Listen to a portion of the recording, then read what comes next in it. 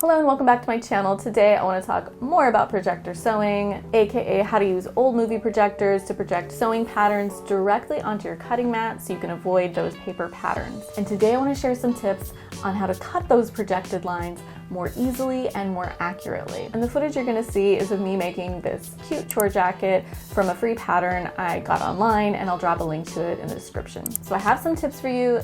Let's get to it. The most important thing to note when cutting a projected pattern is to make sure your fabric doesn't shift while cutting and that your fabric is as flat as possible. When it's not flat, you'll see the lines looking warped and wavy, which you don't want.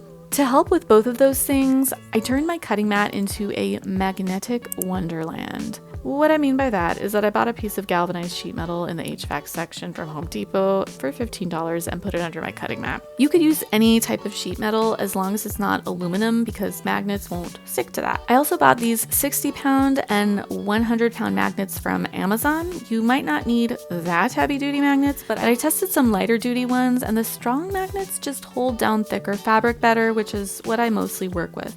But if you don't use magnets, you can use weights, literal ones like these, to help hold your fabric down, or you can just do your best to firmly press down with your hand while cutting. For parts of the pattern that were straight, I pressed down with the edge of my ruler when cutting, and that made it super easy.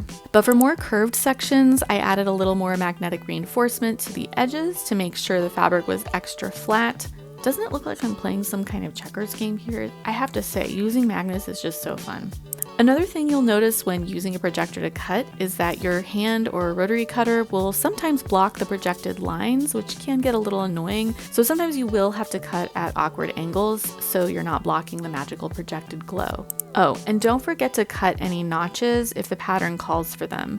They can be a little bit hard to see, and I did miss them at first, so I went back and added them later. A couple cool things about this free pattern projector site I'm using is that it lets you flip the pattern horizontal or vertical to better fit the dimensions of your cutting mat. It also gives the option to make the projected lines thicker from 0 points all the way up to 5. Thank you so much for watching. If you found this video helpful in any way, be sure to subscribe to my channel. If you have other tips you want to share about projector sewing in general or tips for cutting using a projector, feel free to drop a comment below. Thank you so much. Until next time, bye.